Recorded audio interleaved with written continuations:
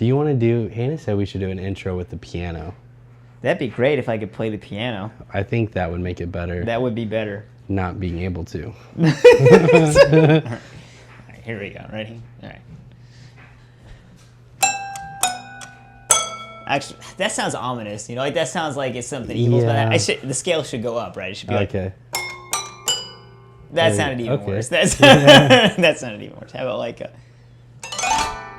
Oh, there you go. There you go. Nice. That's like a cheerful, like yeah, it's like a Bear Burrito season 2. Yeah, there you go. No, wait, what's slow? That was creepy. Bear Burrito season 2.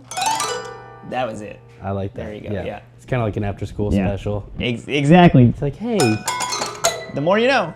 come into our world. Hey. Reading Rainbow. There we go. There it is. I like it. Perfect. Okay.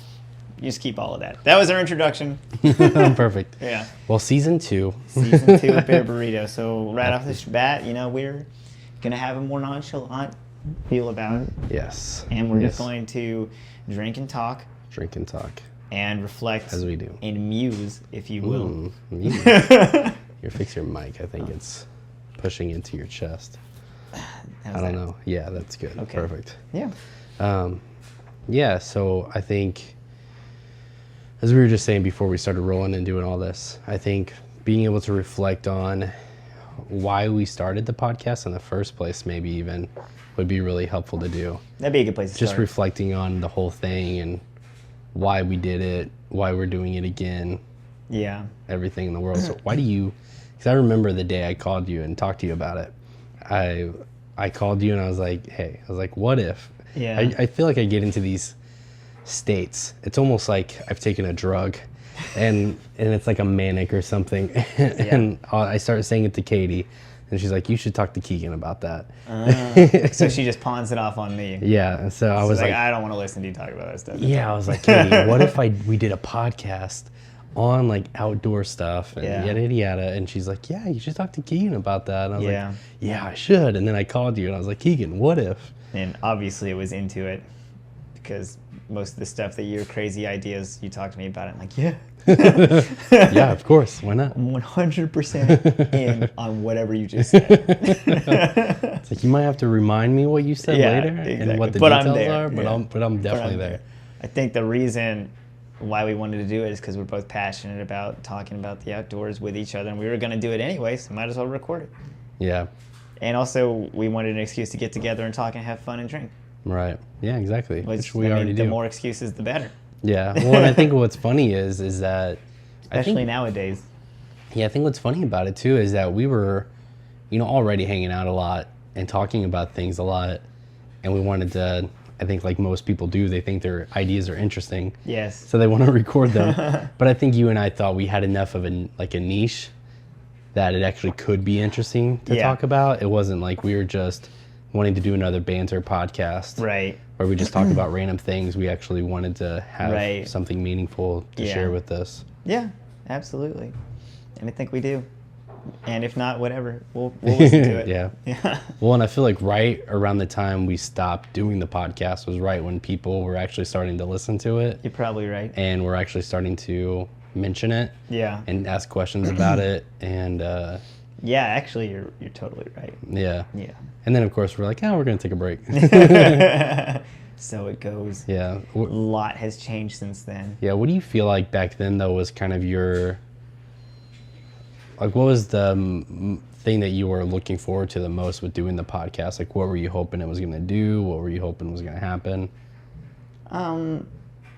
Honestly, like, getting a bunch of people to listen to it wasn't huge on the radar. Mm-hmm. I mean, it was always in the back of your mind, sure, but it was mostly just like, I would really like to have some good conversations. Yeah. And have fun. Yeah. Get some people in, get some guest people in, ask them questions, learn. Go through thoughts that we've had but needed to voice aloud and unwrap. Yeah. That's the goal, for me at least. Yeah, I definitely wanted to get rich. Yeah. How did that work out for him? It didn't. Yeah, well. Yeah, I was looking forward to that too because, I don't know, I feel like you and I are right at that generational line where everything's just not all about us in terms of like the social media thing. Yeah. Like, I feel like a lot of people younger than us are growing up now with this idea that your social media should be filled with yourself, and people should hear about you a lot, and your ideas and everything about you is worth putting out there and is meaningful. But I think you and I are just at that generational line where we said, well, no, you actually have to have something to say. Yes. To say something. That's so true. And I know I found it, anytime I ever think of doing something more public, I look at Katie and I'm just like, do you think I should do this? Yeah. And she's like, yeah, why not? And I'm like, are you sure? I'm like, are people going to laugh at me? Like the first time I tried starting a podcast, I was like, I think I want to do a podcast on this. And she's like, what's a podcast? Yeah. Like it was so new to her even. And then, doing this with you, it was even more like, yeah, go for it. Yeah. And then I was like, I think I want to do like a YouTube channel. And she's like, yeah, okay. that's been your natural progression. I'm like, all right. But to other people younger than us, it's like, just hop on there. Hop on People want to see you. They don't. Yeah. It's like they don't. I think that is so true. Like we're like right on the cusp of like social media was new to us when we were growing up. We didn't grow up with it. Mm-hmm. It came out when we were almost adults. Right. So like we kind of got in on the ground floor, but also we're hesitant about it. Like, right. And like we talked about this before, but it's just like the culture of like image over substance is so like it flies in the face of everything that I believe and want, and it just disgusts me. Where it's like it doesn't matter who you are or what you do. What really matters is what people think you do. That's like the message that social media presents, where it's like you should throw up all these pictures on Instagram of you taking hikes, of you at the top of mountains, of you endorsing van life or whatever. Right. But you don't have to actually do it. Yeah. It's like that rubs me the wrong way. Where it's like, no, it should be about like you should be able to go out and do a hike and enjoy yourself and never tell a soul you did it. Right. Because it was for you. Yeah. Like substance. Do things for the sake of doing them. Mm-hmm. Don't do things for other people to pat you on the back and say you did a good job. Yeah. Or be like, wow, that's the image he portrays. The image doesn't matter. Well, I'm sure it matters, and I'm sure there's a bunch of arguments to be made about how image matters, but to me, it's like the image comes after the substance, right? Not before it, Yeah, and I think that's really helpful too for me because like, I've been getting really into photography, and so I watch a lot of YouTube people on photography, and what I realized about the ones that are really good, the ones that really have something to say, is they've been doing that for like 15, 20 years or whatever. They've been doing it like all their lives basically, or for a lot of their lives, or long enough to be considered like, this is like what I've been doing on a professional level for a while. Yeah. And I'm now deciding to make something and put it out there. Right. And their channels do really well because they actually have good substance and they have quality content. Yeah, whereas I think right now what a lot of people have is they don't have the content, but they have the marketing skills of it. You're so right about that. And so things come off really quickly, like flashy and this is going to be amazing and awesome. Yeah. It's like a new store opening. Yeah. It's like they have like, if you do really good at marketing your new store, you're going to get a great opening. Right. But is it going to stay? Yeah. And most things don't stay. They just kind of fade away. And I feel like for you and I think we wanted things to take off quickly. I think we wanted things to happen really fast and for people to get really interested in us with the outdoor stuff. And then life was just happening and we needed it to happen and needed to go through it. Yeah, I think we wound up being really very satisfied though with the slow pace of it. Because like I would have had too much business to be able to handle. Would have overpromised, under-delivered. Yeah. We had like the exact right amount. Yeah. We were able to give super quality trips and programs and retreats, because we had just enough to fill up the gaps in our time. Right. So that we could have full-time jobs and still do that. Yeah, well, and I didn't realize how much of of course I couldn't have realized how much of what you were going to do in the future years would have a big impact on the business itself. And I didn't realize how much of what I was going to do with my therapy, how much that was going to impact all of it. Because up to that point, I had just been in school for therapy. Yeah. And I'd worked at like a couple places Right. doing residential stuff. So I had like a little experience and a lot of education. And then now I've had a lot more education or a lot more experience and education. And it's starting to really show for me of like, oh, now I actually think I have some things I can provide and you got stuff say. to bring to the table, even more so. Yeah, and I realized I started to realize my role, I think, even in life and in our future business, which was I can't be everything. I can't be a great therapist and an amazing outdoors person. You know, it's like I can't be all of it. I have to pick a lane for now and really commit to it and be good at that, and then circle back around later and work on those other skills. We want everything to be exactly as we envision it right off the bat. Right. You know, because that's the consumerist culture, is you can buy everything you need for a hobby right off the bat. You know, but like the things of quality take time to develop. Yeah. You know, like it takes time to get the skills that you need to be who you want to be, to make what you want to make. Right. You know, as tempting as it is to try and make everything happen fast and easy, long and hard winds up being better in the long run, you know? Yeah. Yeah, I mean, I think you're totally right. And I have such like I was watching a video yesterday. It was like the Marshmallow Test, where they put a marshmallow in front of a kid. Yeah. And they and they're like, you can eat that now, or if you wait till I come back, I'll give you 2 marshmallows. And of course, a lot of kids eat it. They start nibbling on it like halfway through. That's right. And then the lady comes back and she's like, "You messed up, Timmy." Yeah. No marshmallows. Yeah. Or she comes back and she's like, "Oh, just a little bit longer." And then the kid looks at her like, "What? I waited. I saw you. Welcome to the real world, Timmy." Yeah, exactly. And so even when you think you're going to get that second marshmallow, you got to wait for it even longer sometimes. Yeah. And that's how I feel most of the time. Yeah. It's like I've got a marshmallow sitting in front of me, and I know I can go out there and grab that thing and get some immediate gratification, but it's not as good as some of the other things I could have if I wait a little longer. Yeah, but the difference is that Timmy doesn't know his progress. Right. Like, we see our progress slowly climbing. Like, we really haven't had any setbacks.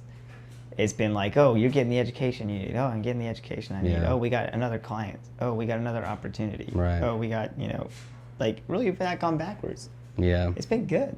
It's been really good. For sure. And I think that's because we never buckled. Yeah. I think we just kept saying, no, this is part of the process. Yeah. I think we could have easily said, shoot. Okay, well, let's move on. You could have easily said, that's too much for me to deal with. Let me just focus on these things that I got going on. And maybe we'll do that later. Gotcha. Yeah. And I could have said that too with any of it or anything else that I'm doing. Yeah. What are you drinking tonight? I'm drinking Glenmorangie, or as they would say, Glenmorangie. I feel like I watch these documentaries enough to know. Yes. The Katana Ruban, I guess, Highland Single Malt Scotch Whiskey. It's the port cask. Port cask, aged 14 years. It's like so good. Sounds very fancy. So to sound like a redneck, it's the Dr. Pepper of Scotch. The Dr. Pepper of Scotch. That's hilarious. It has like 23 flavors packed in there. It's crazy. It's so good though. It is good. And you know what, man? For like a very, very affordable bottle, not bad. Yeah. It's like $50 maybe. Like as far as scotches go. Well, and that's kind of the low end it's the low price end. of scotch. Yeah. But as far as scotches go, it's the low end. But that doesn't mean that's not a bad scotch. Well, and that's the thing is because I had a sample of it like 3 months ago, and I was like, that is delicious. I need to get a bottle of that. And I Googled it. I was like, this is going to be $100 bottle. But I'm ready to drop that. Yeah. I was like, it's $50? Holy cow. And me and you have had multiple $100 bottles of scotch before. That's the thing. It's all subjective, bro. It really is. Whatever you like to drink, you like to drink. Well, and like I was, I've got a couple bottles of bourbon. Like I've got the Blantons at home. So good. And it's so good. Yeah. But then I can also drink like a Maker's Mark. And it's still good. Or the best one is the best, like inexpensive one is Wild Turkey 101. And Yeah. that one just tastes super smooth. It's Yeah. really easy, but it's got great flavor to it. And by smooth, I mean it doesn't like burn your throat, Right. you know, or have like an awful taste to it. Right. You know, it's very delicate in your mouth. Dude, yeah, it's so good. We tried a lot of bourbons last week. We went to that place up by here. Mm-hmm. You know, what was that one we really liked? Horse Soldier. Horse Soldier. Yeah. And then the X. Pure Kentucky XO. Yeah, it's Pure Kentucky XO. That bottle was $35. Yeah, that's not bad. I would never have known. Yeah. Just on a blind taste like we were Right. doing. Yeah, It was they were delicious. so good. Yeah. And I felt like I kept drinking Scotch or bourbons that were like, okay. Yeah. But then like those were those two stood out so for nice. sure. They stood out so well. Well, I think the Horse Soldier stood out because one, it was definitely a higher proof. And we liked that because we're used to drinking Scotch that has like more of a kick. Yeah. You know, so we liked the higher proof bourbons, and it retained its caramel flavor, Yeah, for even sure. though it was a stronger proof. Loved it. Well, I think that's why I like Scotch so much is like there's more texture in it, I think. Yeah. At times, like I think bourbon has a great taste to it. Like a good bourbon, like a Buffalo Trace or whatever else, has a great taste to it. But then whenever I drink, I think it tastes like it's old. Yeah. You know, like it has that weathered taste to it. It is old. Yeah, yeah, yeah. Typically, when you do drink a Scotch, it is Yeah. old, and It that's is- probably that one's 14 years old. yeah, and that's probably the good way of looking at it. Is like I don't need something super sweet. I don't Right. need something super like, I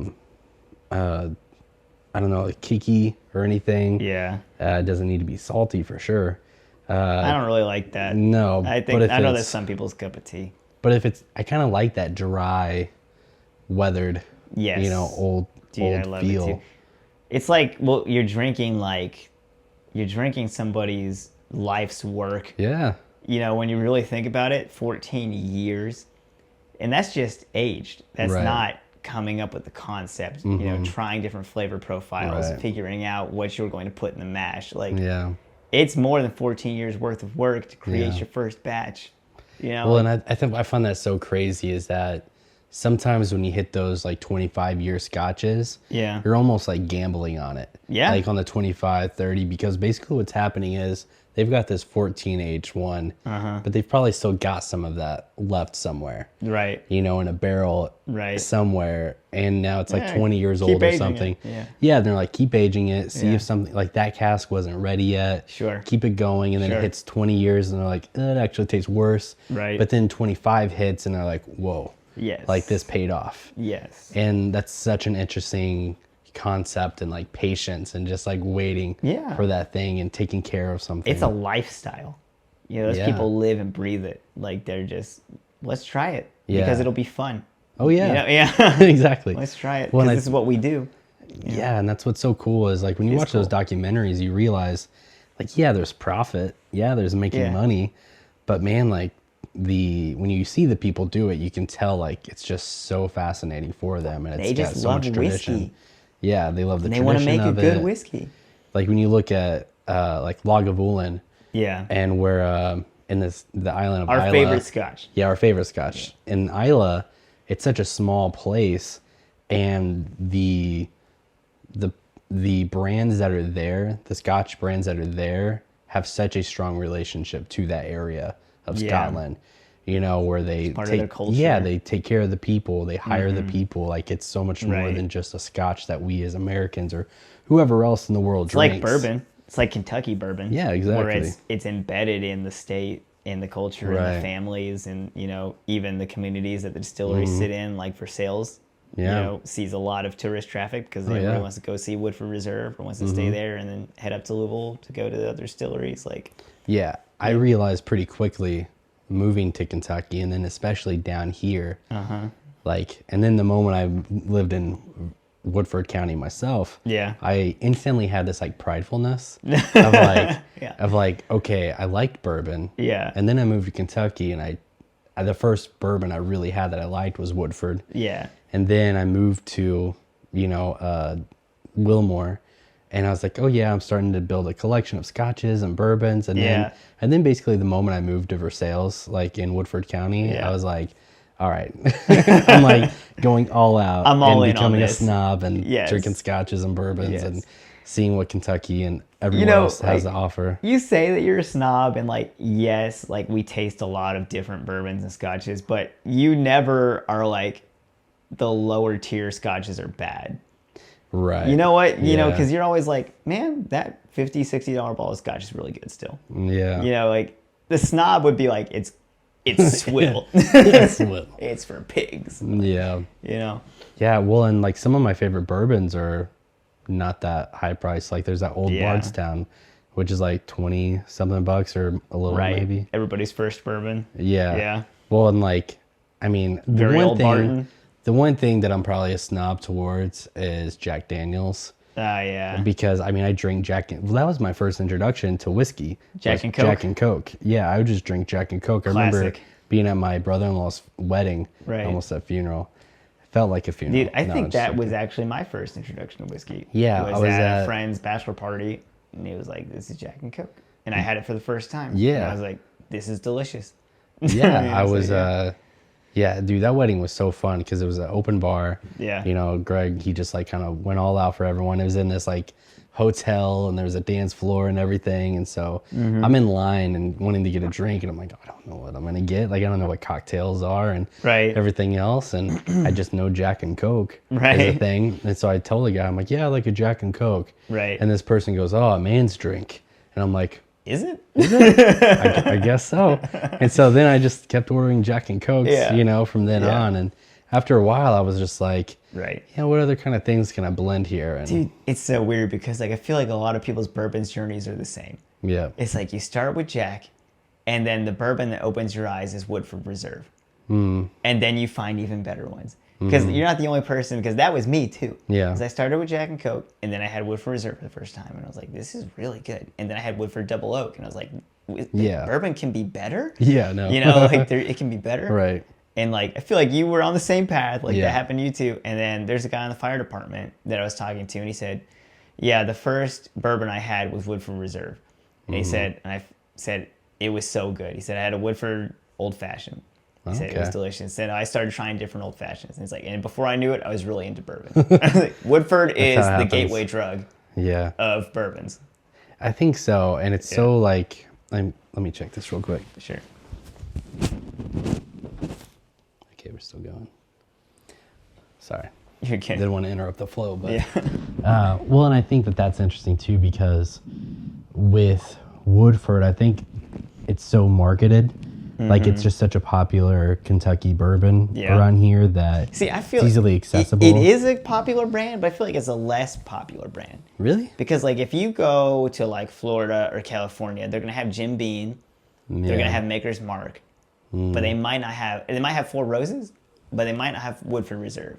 I would agree with that. I think Yeah. Woodford is very much populated here. It's popular in this area. I think Yeah. kind of like Ale 8. Yes. Like Ale yeah. 8's just like it's all over the place here. Right. And if you go to other places, you might find it. Yeah. But it's not as like produced and like put out. Whereas I think Woodford, when you live here, you go It's to everywhere. you go to a Kroger. Yeah. It's just like there's so much Yeah, it's Woodford on a everywhere. shelf, and you can always find it. Whereas Buffalo Trace or something like that, Yeah. it might not be as like gettable. You used to be able to get Buffalo Trace everywhere. It used to be like whatever. Right. Just get Buffalo Trace. It's less.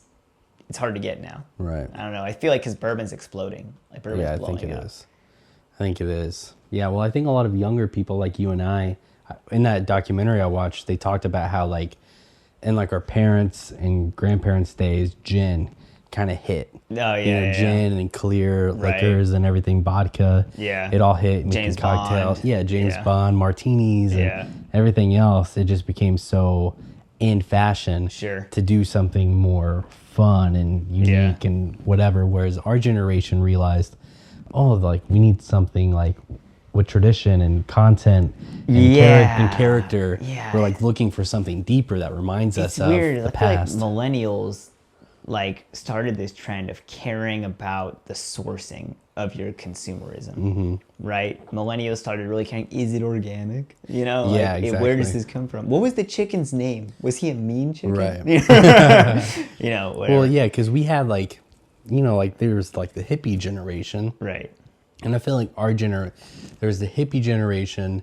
Then you had like Gen X, who kind of was like rebellious, Nirvana middle type child. thing. Yeah, the middle child. Yeah. Like, and then we took that, and you know, Gen X was like, let's go, you know. Yeah, totally. And then we took that, Yeah. and said, well, no, like, how Right. how do you do this in like a real way? Yes. How do you actually do this and put it into practice? Right. And so, Yeah, but then like some millennials took it too far, and like oh yeah, it was just like completely intertwined their morality with like, oh my god, if you buy X product, you're Hitler. Right. You know, and it's like, well, Yeah. you know, yes and no. yeah, it's not. I think maybe older generations would disagree with us. Yeah. But I feel like because there was a time where millennials were pretty like looked down on, like we were called Sure. like the me or I generation. Yeah. And everything, and that Yeah. just comes in phases. I think that every generation thinks that the generation under them is the I generation. Exactly. Yes, because we were just saying that. Yeah. About how like the people under us The are like, Zoomers. yeah, they're all like, Gen oh, Z. look at me, look at me. Yeah, we were just talking about that. Yeah. True. Yeah. And I think, oh man, and I think that, you know, what happened with us is, yeah, we started caring about where things were sourced from, how things were being done.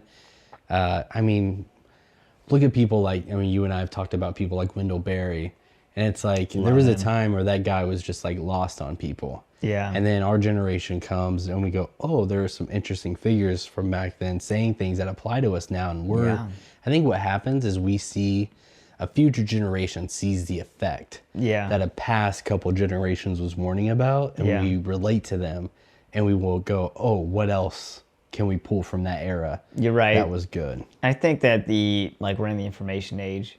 We're seeking information where we can find it, so we're reaching in the past to find more information too. Yeah. You know, and all that stuff. But you're hard pressed to find Kentuckians now who don't know who Wendell Berry is. You know, a lot of people who read in Kentucky at least will know that name. You know, and I feel like it wasn't necessarily that way. Yeah. And bringing us back around, that's probably why bourbon's exploding. Right. It's because our generation is more conscious about the sourcing of our products. Yeah. And we want a product that we support. And so we want a product that's local, that comes from a good tradition, Yeah. you know, from generations of hard work and sweat. Yeah. And that's delicious. Bourbon checks all those boxes. Exactly. You know, and so now it's getting big, and everybody in America is liking it, you know, because if you're a patriotic red-blooded American, you want something that's made here. Yeah. Well, and I Yeah. think that that's the funny bit of it Yeah. is like, with popularization also comes potential demonization Yeah, of totally. something. So like, I do think bourbon is getting more popular, and there are obviously the types of people who are gonna take it and try to make it this person thing. Yeah. So it's like, oh, bourbon is for, you know, hardworking Americans. It's for Matthew McConaughey. Yeah, Drinking exactly. it around a fire. Yeah, exactly. Wild turkey, right? Is that Yeah, what he? yeah, that's he it, does it with them. And so there's like the people who think, oh, this is for us because Yeah. it's so popular, and they like pull back. And then there's the more middle ground people, which is the majority of the population, who says, no, this is like anybody, like anyone can do Yeah. this, and it doesn't matter how you drink it. Yeah. You know, of course, it's nice to drink it straight if you can and everything, but it's Sure. also nice to throw in something. And I think our generation is trying to figure out, how do we make this more of a like everyone thing that everyone can enjoy and have. Yeah, I think our generation is the generation of tolerance to that's a big statement, but like we're trying to be more tolerant, I guess. You know, make it for everybody. Everybody should enjoy it. Whatever, X, Y, and Z. It's open for everybody. Open the doors, open the borders, open whatever. Yeah, well, and that looks different in so many different ways. And because I think that's the interesting thing is I think our generation really wants everyone to be a part of something. And we want everyone to have meaning and purpose. But the way that looks and is actually captured looks different to a lot of people in our generation. Yes, because our generation is also the generation of polarizing. Yes. Because it's like, yes, we want what's best for everyone, but what I want is correct, and Right. what you want is evil. You're Hitler. Yeah. You know, like, but really, we all want the same thing. Yeah. We all want the greater good to prevail. We all want what's best for everybody, but we demonize each other, like you said, the demonization of things when they get big.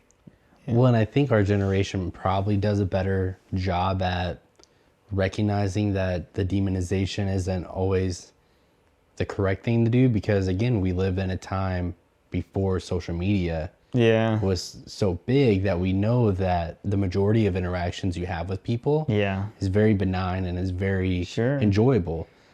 Well, and the invention of social media made it easier to demonize people Yeah. because you'll never see them face to face. And also, like, the ability to construct strawman arguments was like a million times, created easier with social media, because you can just say, hey, X people are like this because Right. I said so, and you're like, oh my Yeah. God, if it's on the internet, it's got to be true. I never met a person from X place. Right. They must all be like that Yeah, because yeah. I read it on the internet. Right. And you've completely strawmanned everybody, like, and that's one of the biggest probably drawbacks of the internet is just that it's not the real world. Yeah. It is what the person who is making the post wants you to see and believe. Well, and even when you think you're seeing the real world, it's through the filter of whoever is Is posting. publishing that. Yeah. So like with I was listening. And everyone has a bias. Yeah. So it's like you can see disasters going on in other parts of the world. Right. And what you don't know is that's also from 5 years ago. Right. You know? But you think it's happening Right. now with all these other things, or there's like, You can see a picture of something and there's a caption with a whole story about it. right, And it's completely untrue. right. It's just what the poster wants you to think. Yeah. Yeah. Yeah. And I think that makes it hard for us to understand what's real and what's not real. Yeah. And maybe this goes back to the whole sourcing thing. Like we want to know, I think for the most part, what is truth? Yeah. What are we getting here? Well, Like, that breakdown of what is real, what isn't real, we don't know, has led to the rise of subjectivism. Because there's just a whole group of millennials and Gen Zs that are just like, you know what? It doesn't matter what's true. What's true is what I feel. Yeah. I can't know the truth, because I've been raised on the internet, and the internet isn't the truth. It's not the real world. So what is true is what I feel. Yeah, and I think that I think the generation after us is taking what we started asking questions about to, in some ways, its logical or illogical conclusion. Sure. So we asked the question, I think, what is the truth of this? How do you know this? Like, where are you getting this from? How can I know that that's real? Right. What is real?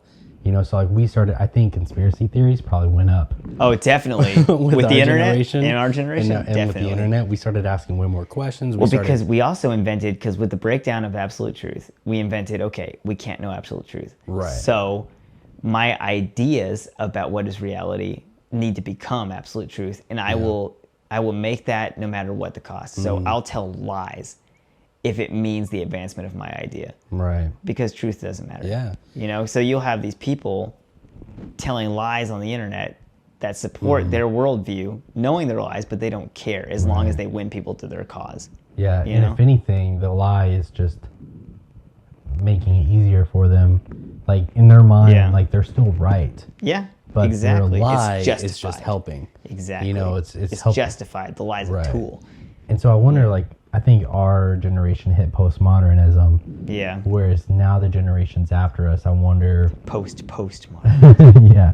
I wonder if they're hitting like a nihilism. If they're hitting I see that. Yeah. Yeah. If everything is now just like. Or just a complete ridiculousness, nonsensical. Well, and I think what's interesting is that, so when I do therapy with people, people who have the most irrational thoughts, I tell them usually that there is some rationale in that thought, or else you wouldn't believe it. Right. So there's something in there that You feel things for reasons. yeah, you feel things for reasons and you Yeah. think things for reasons. So Right. why is that, and what is it that's actually being skewed? Like, what's the real thing Right. there? And it takes a while to pick it apart. So you might say, so I do like a thought challenge with people where they go, a really elementary example of this would be like grade school. Like, Sally didn't sit with me today in the cafeteria, so, and that makes me feel angry at her, so I'm not going to talk to her anymore. Seems legit, yeah. Yeah. So that could be a thought pattern, especially for a little kid to have. Totally. But if you can get that person out of that perception and see another perception, which is, Sally didn't sit with me today at the lunch table, that makes me curious as to why she didn't sit with me. Sally's got her own life going on. You have Yeah, no clue what's going on in Sally's mind. Yeah, maybe she's sad Totally. and wants to sit by herself. Maybe I should go check on her instead. And so you can see how, like, just literally changing that feeling or that thought can change the whole setup. Well, and this is unpopular. So, you went to school with my wife. Like, my wife's a counselor, training to be a therapist too, right? Yeah. And so she's very in tune with emotions and all of that, right? And I am not trained in any of that stuff, right? I'm just a guy, right? I'm a soldier. So my thought process has always been like, I have X feeling. What is the truth? Find the truth. And if the truth is in, opposition to X feeling, change your feeling by brute force of will. Right? So if it's like, I'm sad because I think Hannah's mad at me, and then I'm like, oh, but she's not mad at me, you're just being needy.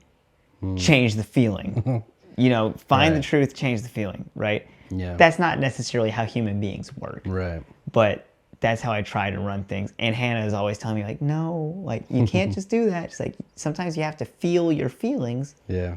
And then, yes, you can speak truth over what's going on and all that stuff. Yeah. But that's just like my default is like, the truth is supreme and my feelings most of the time are stupid. Yeah. Yeah. Well, and the hardest part of it is you actually have to convince yourself that that other thing is true. Sure. So you can say, I think Hannah's mad at me. That makes me feel really sad. Right. I'm going to, sit here and pout. That's one way of looking at it. And just because you think to yourself, oh, well, maybe Hannah isn't upset at me. Maybe she's really busy or tired. Yeah. Well, that would make me feel, not as, sad, but I'm not convinced that that's the case. We see, there's your therapist part of you justifying the feelings that I have. Like, she's sad or she's tired, so that makes me sad. It was like, I don't ever justify my feelings. I'm always like, it's either a valid feeling or an invalid feeling, so change it. Right. It's too black and white sometimes. Well, and that's what makes issues so complicated is because there's so much nuance and complexity to emotions and thoughts and why we feel things and how you can get someone to feel something different. Yeah. So, and the only way we can do that is by presenting them a different perspective that makes more sense to them than the one they currently have. Well, tell me this as a, professional feelings guy. That's what's on my business card. Yes, professional feelings guy. Yeah. Are there invalid feelings? Because as just a dude, I think there are. I think you can feel things that are dumb. So like my son, I told him to clean his room and he started crying about it. Yeah. For me, that's an invalid feeling. And why is that? Because I'm not murdering you, son. I'm just telling you to pick up 3 objects on the floor. So if you're an adult, you're 25 years old, and you have to clean your house, pick up 3 objects on the floor and you cry about it, that's an invalid feeling. Yeah. You're being dumb. Pick up your objects and move on. Okay. Right? You know what I mean? Yeah, but what is Rio? Yeah, exactly. But so at what point are your feelings invalid? Well, we'll piece that apart a little bit. Yeah. So what do you imagine is going through Rio's head? What's his perspective on that situation? He just doesn't want to do what I told him to do, or he views it as an impossible task because he's 2 years old. Well, why do you think he doesn't want to do it? Because he views it as an impossible task because he's 3 years old. Why would it be impossible for him? I don't know. I don't think he knows. Like, he doesn't have the capacity to, like, know what his limits are. You know what I mean? Well, and I think that that's kind of where you want to start from, is by asking yourself, what does Rio actually think his capacity is? Sure. And what is it that could actually be possible in his brain? Yeah. And is it so black and white as he doesn't understand?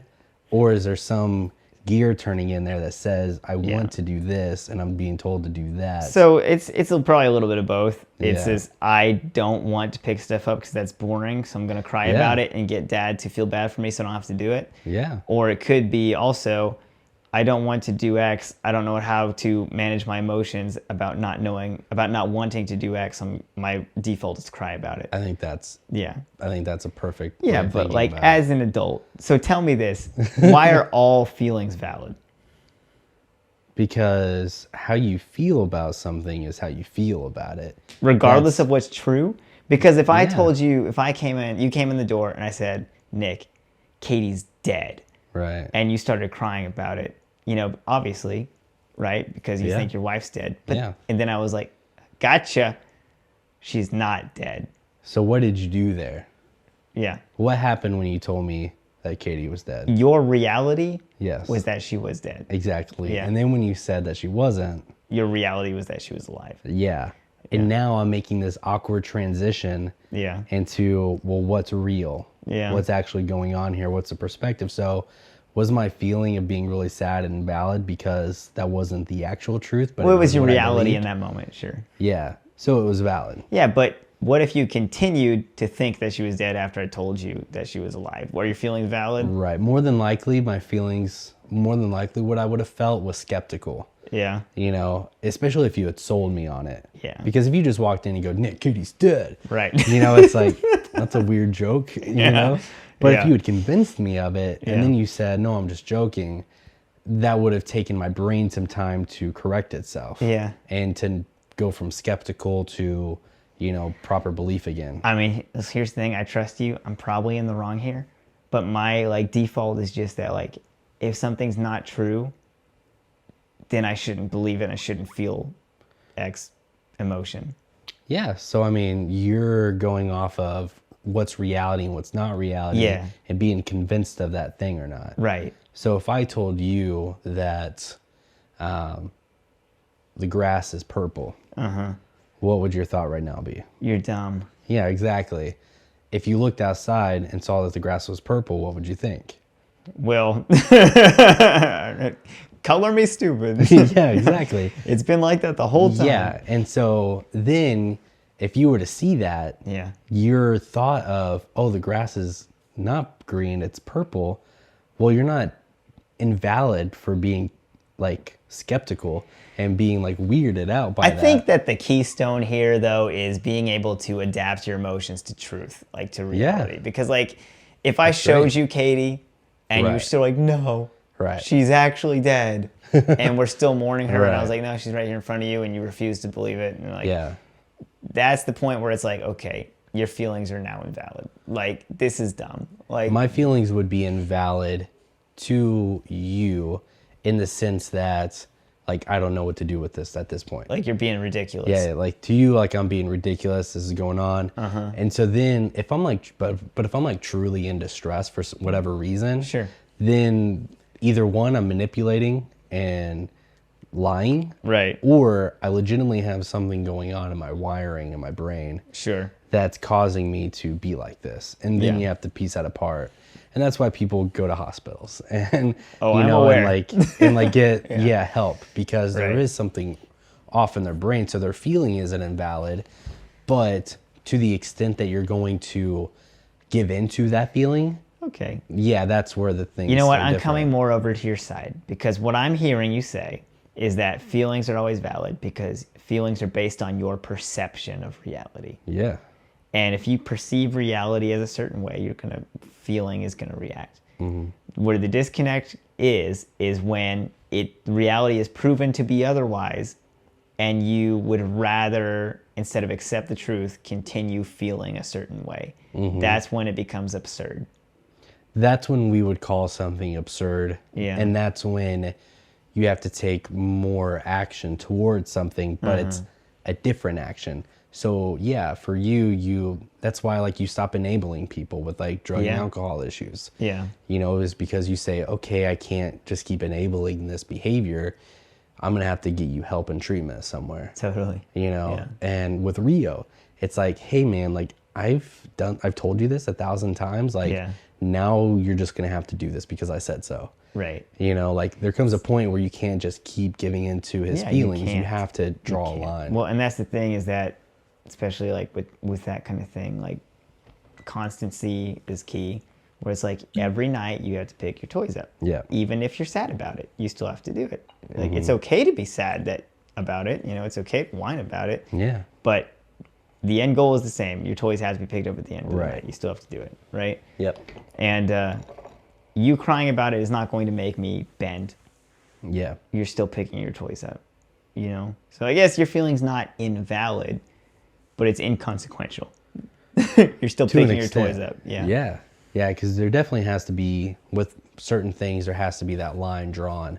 Just like in the therapy session I might do with someone, I can give in to your feelings to a point, but I've literally like yelled at a person. Yeah. Like, or at least raised my voice at a person and Yeah. said, hey, stop. Right. Like I've in their mid like spiraling Yeah. said, stop. You need to stop. Right. And take a breath. Because at a certain point their emotions were so intense that it was just getting in the way of the whole situation. You're It not wasn't- thinking clearly. Yeah, you're not thinking clearly and it's getting in the way of anything practical happening. Totally. Because there is room for having a cathartic release. And Sure. then it hits the point where it's like, okay, this isn't You're in helpful some sort anymore. of spiral, like negative spiral. Right. Yeah. And so like with Rio, he could be just crying and crying and crying. And at first you're patting on the back, you're comforting him. Yeah. And then after a while you're like, buddy, you need to get this together. Take a deep breath and let's reset. Yeah. Like, and that's the thing is like seek the truth. Yeah. Take a deep breath, reset, stop, like ignore your emotions for a second. What is actually true? Yeah, that's a Yeah. great thing too. Yeah. And then you're like, oh, let's reset and let's try to go the other direction now. Yeah, because despite your emotions being valid, Yeah. it doesn't mean they're true. Exactly. It doesn't mean they're true of the reality of the situation. Exactly. And that's the thing is emotions lie to us every single Yeah. day. You know, if you like imagine if you lived your life completely based upon what you felt, Right. you know, like you would be crazy. You'd be wild. You know, you would be doing whatever you felt like needed to happen in the moment. It's not a good way to live. It's not a mature way Yeah. to live. Well, and same thing if you only led by your thinking. Yes. You know, you would do the exact same thing. Right. You would only do the most logical thing, regardless of what was moral, regardless Right. of what was. Yeah. Yeah, exactly. Like you'd be a robot, basically. Yeah. Yeah, and that's why I think people, You need both. yeah, you have to have both. You have to have that balance, the yin and the yang. And I guess if we wanted to bring up anything religious into this, I think that I have a hard time almost believing, this is controversial, Sure. I almost sometimes have a hard time believing that it wasn't always meant to be this way, where we had like sin in this world, or at least the bad. Right. You know, it almost feels like it had to be like this for us to really have that proper balance and growth of things. So I agree with you. Not necessarily the bad, but we could say that it always had to be the potential for the bad. Because the idea of putting the tree in the garden, of creating the light and the dark, separating, which and Hannah and I were talking about this the other day, like on the first day, like where he separated the light and the dark. God literally separates himself from what is not himself, right?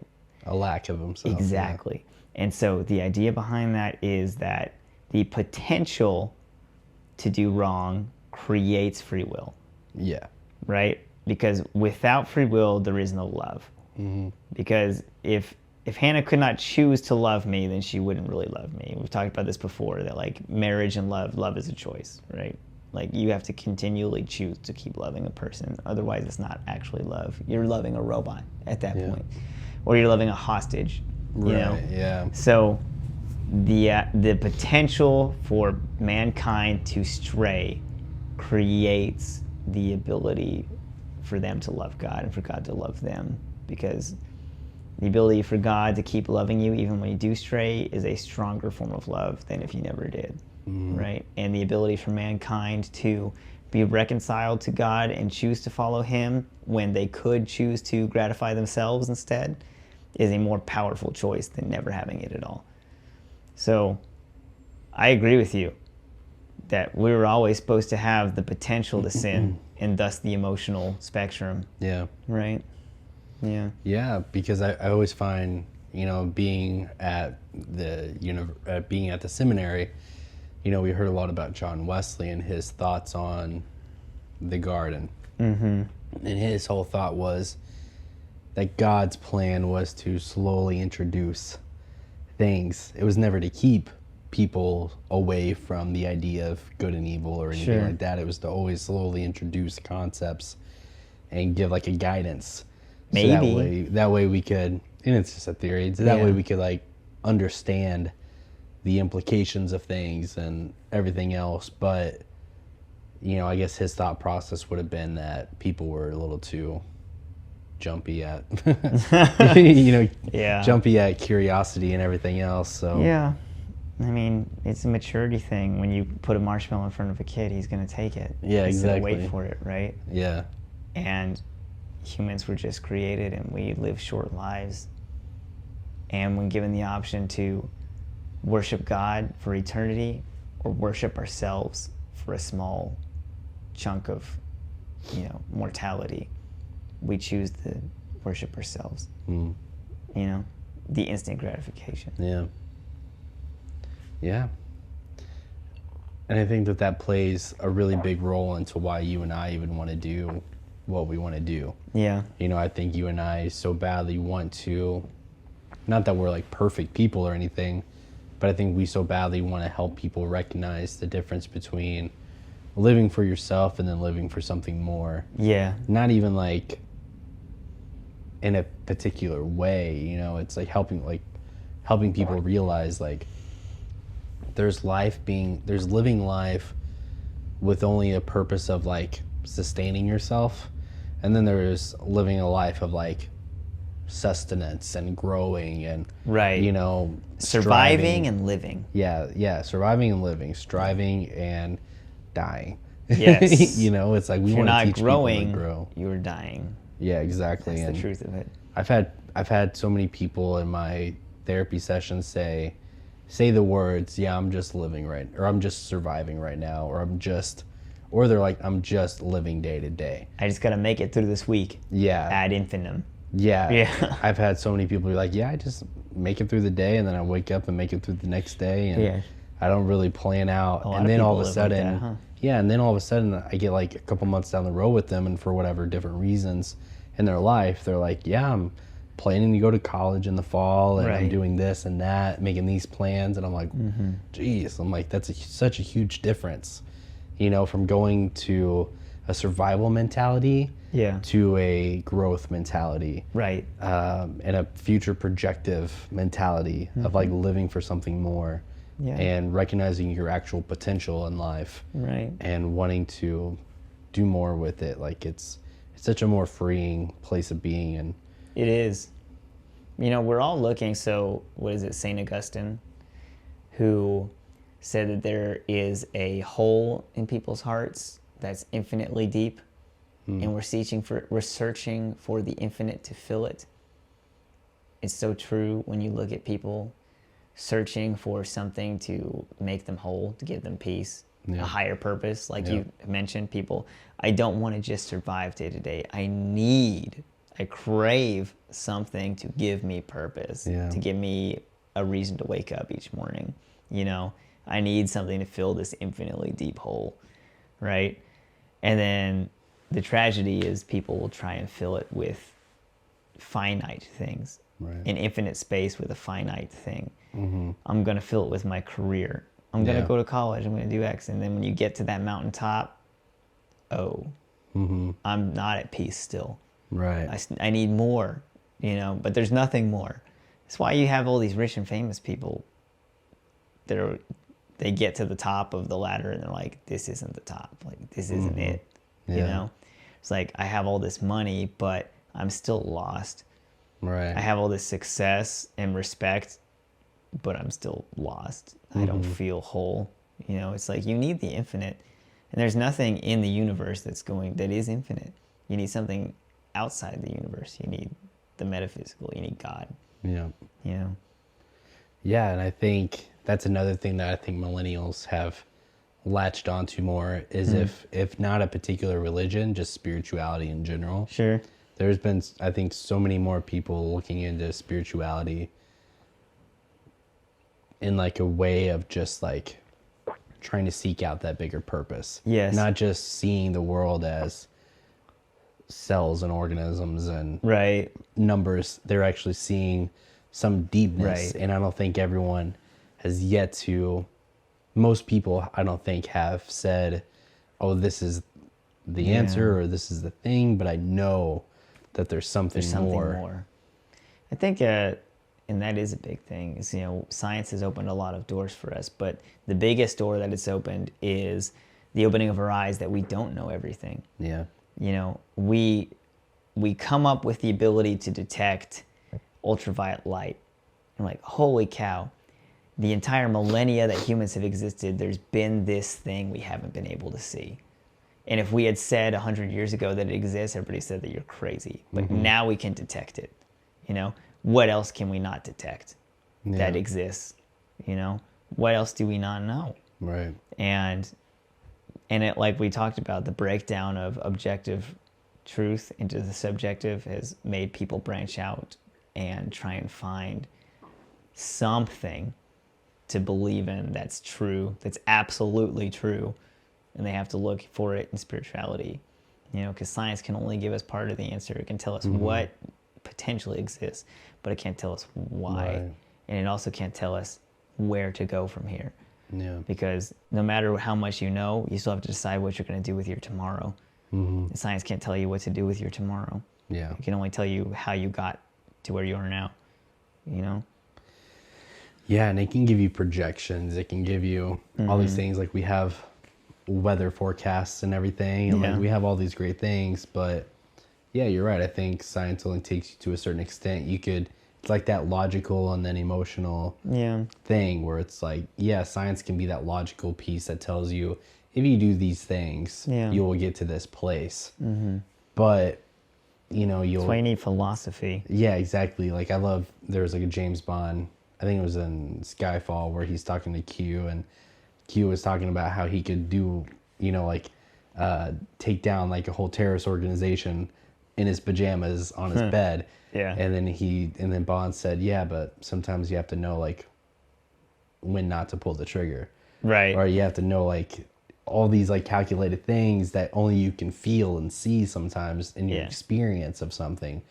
And yeah, not all science or logical things can give you that. You have to, you know, seek that out more. And you can't always even just go with your feelings. Sometimes you have to seek out like some kind of moral guidance. Sure. You know, because as at the end of well. the day, you have to answer the question of why you did what you did. Right. So like if you have a completely naturalistic worldview, how are you living? Like, how do you justify your actions? So if you really think that you are just a biological machine that's the product of evolution, and morality, there is no objective morality. Morality is just whatever culture's in charge. Yeah. Then how do you say that Hitler was wrong? Right. Because his culture was what was in charge. Yeah. So it was right in Germany, right? How do you say that tribes out there who are cannibalizing other tribes are wrong? Right. That's their culture. Why is it wrong? Evolution's telling them to. Like Richard Dawkins says, you're just dancing to your DNA. You know, nothing is wrong. Yeah. And at least he has the balls to admit that there is no such thing as objective good and evil in his worldview. He says there's no such thing as good and evil. It's just people dancing through DNA. I respect him for at least admitting that, maintaining his worldview. A lot of naturalists can't live their worldview. They will live by a moral code, which is not compatible with their worldview. You know? Well, I think that's also the other interesting piece about that is that person who truly lives by their moral code or by like whatever belief thing is that they're going with, a person who truly lives by that to its fullest extent is a rarity. Like you basically never see that person. That's why we have, you know, gods and prophets and everything throughout history, is because maybe those people popped up, but they were just so few and far between to pop up in such a special way. And most of us day-to-day people aren't doing that. And I think that that's what's so interesting when you find certain religious beliefs or whatever else that that almost tell you like, yeah, that's kind of part of it. You know, like that's... If you believe X, you will live X way. Yeah. And that makes sense, Right. you know? Because it's like a worldview, for it to be, in my opinion, preface, Yeah. for it to be valid, it has to cohere within itself, which means that the individual beliefs of your worldview should not contradict. It has to cohere together, and then it has to correspond to reality, which means that it has to make sense in the world that we see, touch, feel, and in how you live. So if you believe a certain thing, but you cannot live it out, then it's not true. Yeah. Or at least it's not true to you. You don't actually believe it. You're just doing it for clout. Yeah. You know? Yeah. Yeah, or there's like a certain aspect of it that you don't maybe fully even understand. So Sure. like, you know, when I mean, both of us were brought up in Christianity, you know, so I look at that and I see the people who think you just like have to be perfect all the time. You can't do this, you can't do that. You have to be so righteous and you can't be around people Right. who are not of this way. And I just look at them and I think, well, you don't really get it. Like you don't fully understand. You don't really know the truth of what you believe. Yeah, it's like I recognize that I'm going to be imperfect, and I think me admitting my imperfection and yet needing something to help me with my imperfection is really the point of it all. But that also doesn't give me the freedom to just To go choose off to and do what's wrong. Yeah, to choose to do what's wrong. Like I still have to. It's in the Right. trying. It's in the striving. That Well, you'd think that step It's helpful. one of choosing a worldview would be to fully understand it before you decide to believe it. you would think, so. Unless you're indoctrinated into it, True, you know, yeah. and you don't really get it. But Yeah. Yeah, I would agree. All right, dude. Well, that was a good first episode, I think. Yeah, it was. And we went pretty deep. Yeah, talked we about did. a lot of interesting We things. did. You know, it's better when there's not a microphone right in front of you, and because we would have had this conversation whether or not we were recording. So Right. Yeah. Yeah, this felt more like a you and I conversation. yeah, we always talk about stuff I like think this. setting the camera off to the side, Yeah. having these little microphones that who knows if the audio is going to be good on me because it keeps falling. Yeah, mine. But I think that just having this conversation like this was really nice. And we talked about, Yeah. I think what was nice was we started off talking about outdoor stuff and our take on Bear Burrito and everything else. Yeah. And then it just got into us personally Sure. and our thinking and how we would talk with each other normally. So hopefully as we continue to do this, we'll have some more structured, conversations, I'm sure. Yeah. And talk about different things and then just keep having these conversations. So I'm excited. We're back. We keep doing it. We're back. We had our falling out. We had our moments Fame of got too turmoil. Fame big. got to us. Yeah. But I almost putting it bought- behind us. Yeah, I almost bought a Tesla. Yeah. Yeah. All right, man. Well, thanks for the scotch. No Maybe we'll problem. do this at my house next time too. Sure. Have some of that smoky stuff. Yeah, there you go. Yeah. All right.